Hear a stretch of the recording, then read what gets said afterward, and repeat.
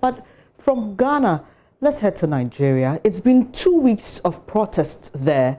Thousands of Nigerians have been taking part in a street protest against police brutality with the hashtag #EndSARS trending for days. It's still trending now.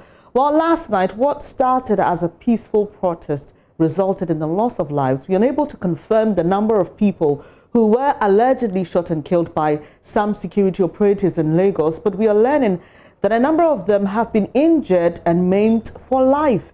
This morning, we'll be crossing over to Nigeria to speak with a journalist and also do some security analysis on what appears to be a growing sense of insecurity in different parts of Nigeria. First, though, let's take a look at this video put together by a Nigerian filmmaker, Stephen Nduku, highlighting some of the incidents allegedly carried out by the Nigerian police force #EndSARS and how Nigerian youths were led by well-noted celebrities in that protest. Ringing out at the protest site long into the night as authorities impose a curfew, and we're just showing you visuals of that.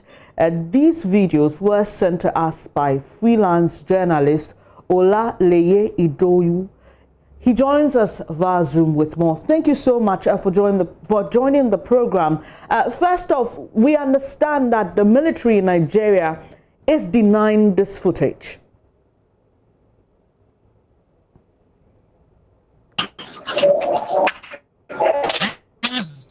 Hello, Ola. Hello, Ola, if you can hear me. Kindly bring us up to speed on what's happening in Nigeria. We understand the videos that we are seeing on social media reportedly taken on Tuesday night is being denied by the military. Too bad we've lost him there. But let me quickly bring in Dr. Chukwuemeka Eze. He's Executive Director of the West African Network for Peace Building, WANEP. It's the largest peace building network in Africa. Thank you for your time this morning. Really sad scenes we are seeing from Nigeria. What began as peaceful protests have turned bloody. And we are all pained by the losses that everybody is now beginning to count.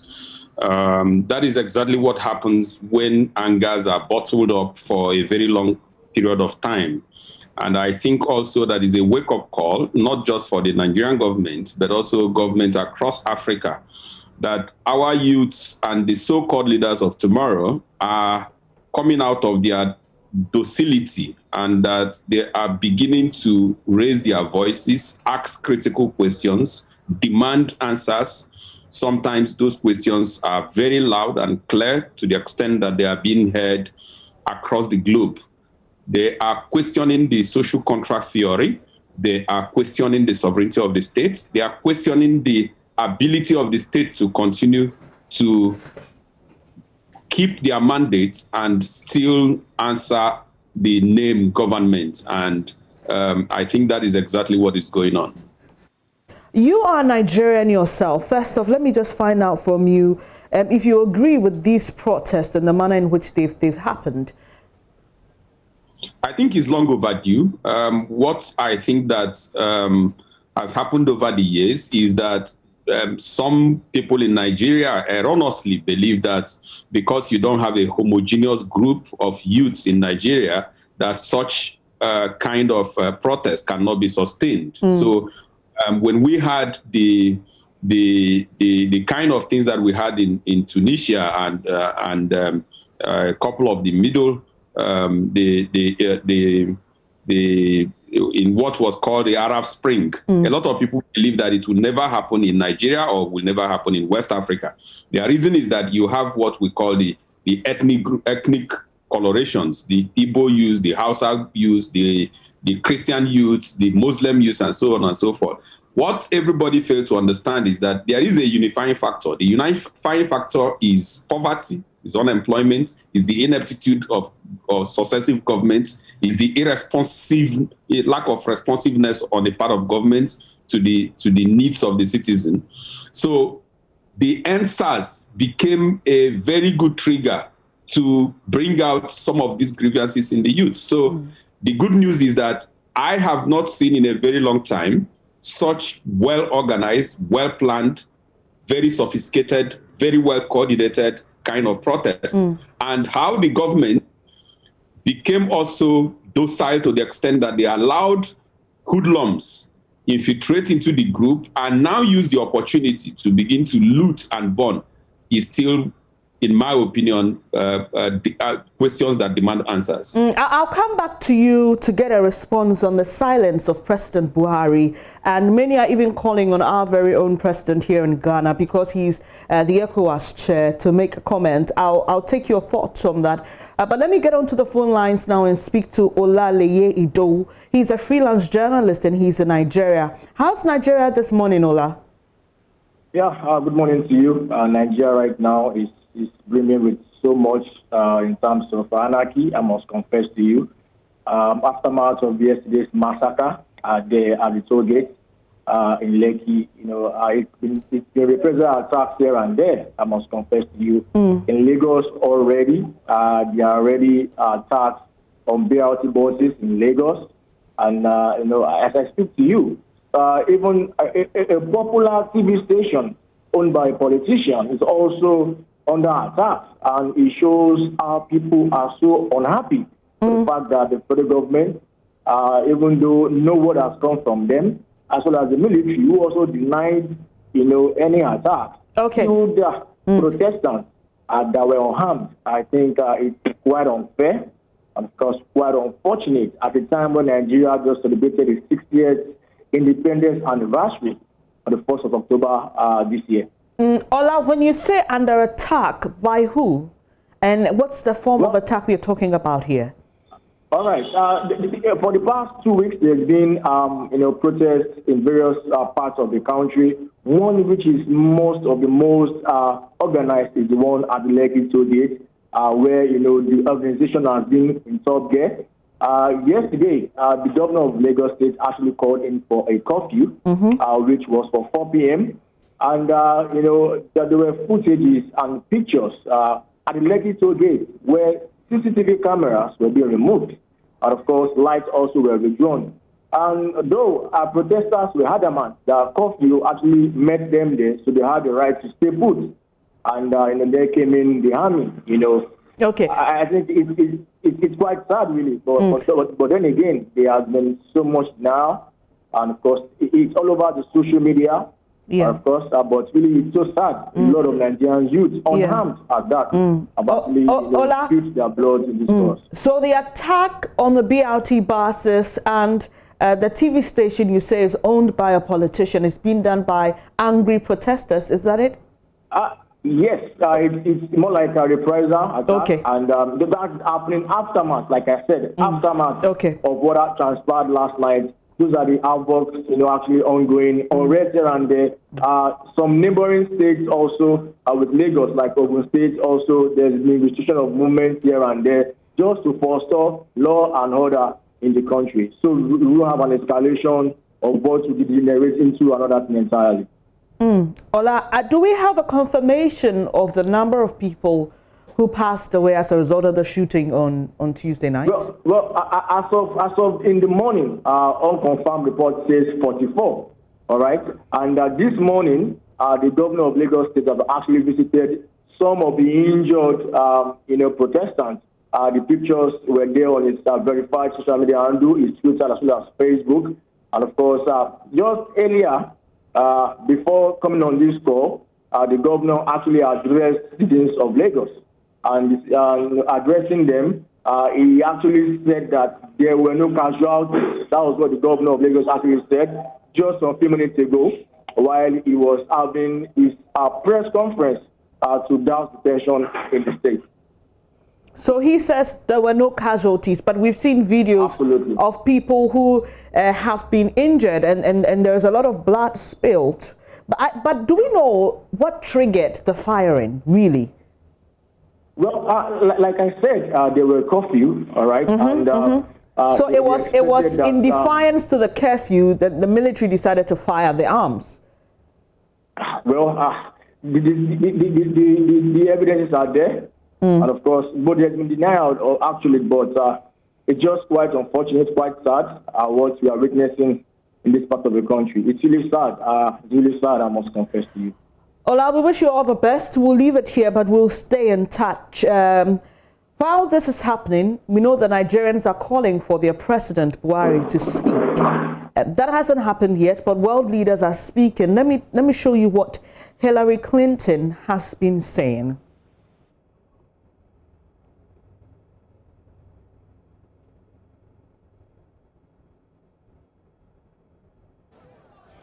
Well, she says, I'm calling at Buhari, tags him directly, and the High Quarters or HQ headquarters of Nigerian Army to stop killing young and SARS protesters. Stop Nigeria government. And this is coming from a former presidential candidate in the US. We have Wale Adetong saying, watching the news on Arise TV, they have positioned snipers on the high-rise buildings around the Lekki toll gate to shoot anyone on sight. This is, and he calls it madness, animal farm behavior. And this one says, the military can come out to debunk hashtag Lekki massacre that has video evidence, exposed pre-planned strategy, removal of CCTV footage, putting up the street lights. They are capable of doing anything. Let me come to you, Dr. Chukwuemeka Eze. President Buhari hasn't spoken yet. What does that tell in response to the concerns of these young people who have been protesting for weeks? Well, I think let me just correct an impression by the last speaker to say that the governor of Lagos did not say there were no casualties. Okay. He actually talked about fatalities. In fact, he admitted to having a lot of casualties and that he has personally gone round to see all those who are injured. All right, I appreciate that. Acknowledge that 3 has been discharged. But with regards to the president, I think that when the initial demand was made, he actually addressed the youths. The vice president also did. The Senate presidents have also spoken. The Speaker of the House of Representatives also spoke. But I think that we have come to a critical moment where his voice is needed, and also to reassure the Nigerian state and citizens that he is in charge. You know, that has not happened. It is also important that we look into who made the order for the military to go and address and also attack those protesters. In my opinion, it was very wrong calculation. Of course, when the state issues an order for curfew, it is expected that the protesters would have respected it, as it were, stepped aside. But that did not happen. When that did not happen, we all understand that the military have 2 purposes: external aggression, internal insurrection. They are not trained to manage such crowd. They could have gone with the police even if they wanted to go there. If they wanted to scare people with gun, it is not to shoot directly on innocent citizens. It is the police that could have, in my opinion, at that period of the night, tear gas would have been enough. Yeah. Okay, quickly, Dr. Eze, we saw what happened in the U.S. where we are told that some criminals took advantage of protests to loot people's shops and rob homes while the protests were going on, and that was indirect killing. Also, to protest police brutality. Now we are hearing of TV stations being attacked, buses being attacked, and there already is a situation in Nigeria dealing with insurgents in some parts of the country. Let's look at how this could allow that particular problem to fester if it's not dealt with correctly.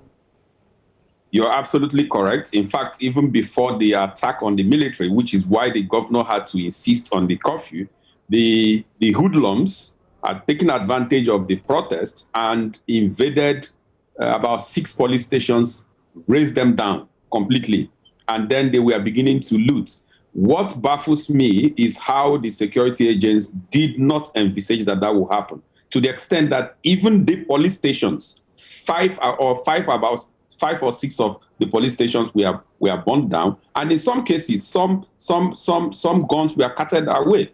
For me, that's a gap in the security architecture that needs to be addressed. But going forward, you have seen the enormity of anger and the reprisal that is taking place. So it is best described as a state of anarchy.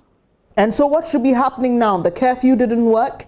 People have lost their lives. If I want to believe that what happened in the US will happen now, more people may pour onto the streets to sympathize with the persons who have died and their families.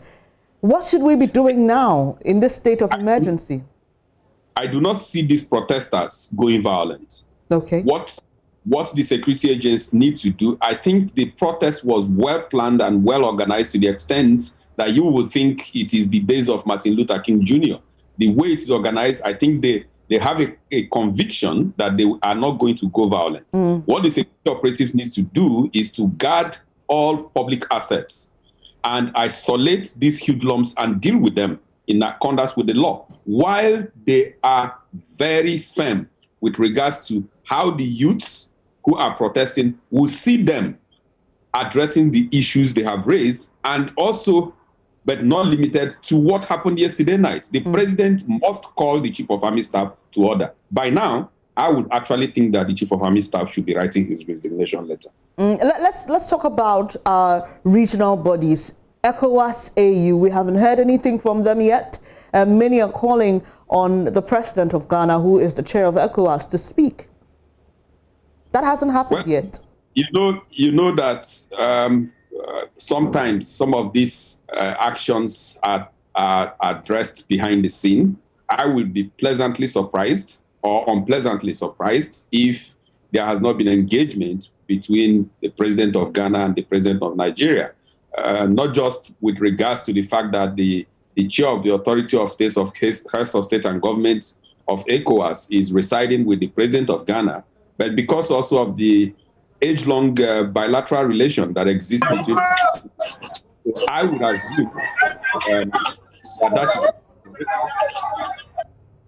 However, it is also important that an official statement comes from ECOWAS at the level of the commission and also at the level of authority to also try as much as possible to provide further confidence and solidarity to the country.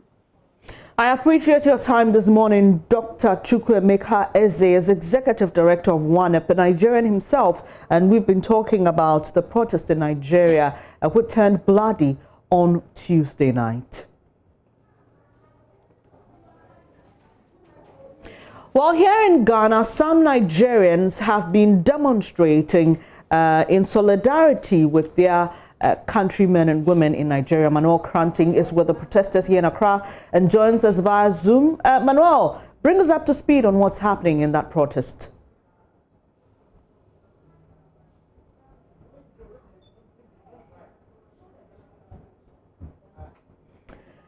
If we have Manuel, I actually spotted him a while ago on the screens.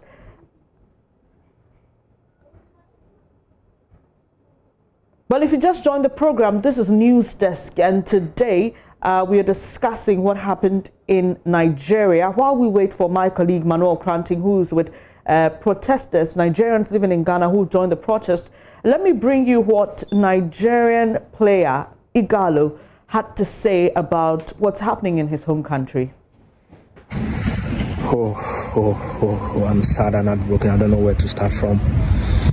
I'm not the kind of guy that talks about politics, but I can't keep quiet anymore for what is going on back home in Nigeria.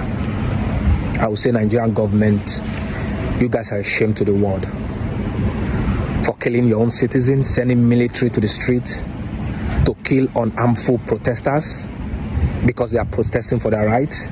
Is uncalled for. Today, 20th of October 2020, you people will be remembered in the history as the first government that sent military to the city to start killing their own citizens. I am ashamed of this government. We are tired of you guys and we can't take this anymore. I'm calling the UK government, calling all those. So that's Nigerian player. He plays for Manchester United, Igalo. Then he tweeted that after their game with PSG on Tuesday night. Manuel Cranting is my colleague here. He's joined some Nigerians who are protesting the killings and police brutality in their home country and joins us. Manuel, what's happening? Bring us up to speed.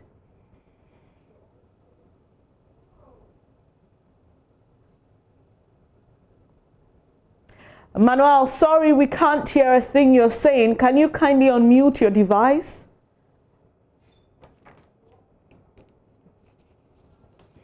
Well, while we wait for Manuel to come, we've been taking some tweets earlier. I showed you what Hillary Clinton has been saying.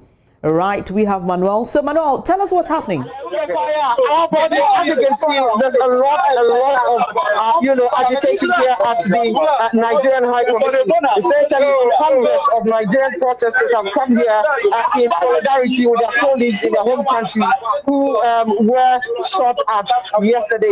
The call is essentially one, just as has been echoed in Nigeria, that SARS must be disbanded and the SWAT team that has been replaced, that has been used to replace SARS, but also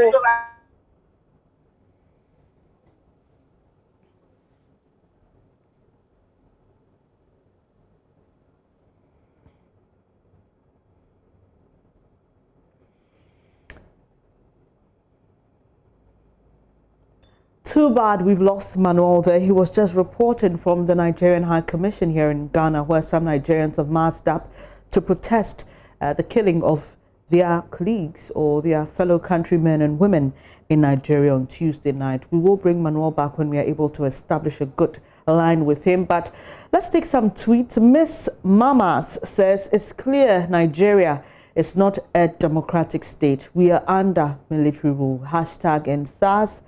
Hashtag end police brutality in Nigeria now. And Mayor Speak says, if the military can come out to debunk hashtag Lekki massacre that has video evidence, exposed pre-planned strategy, that's the removal of CCTV and switching off street lights, they are capable of doing anything.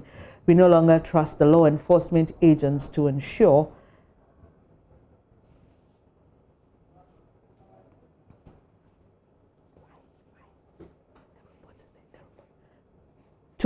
the safety of lives.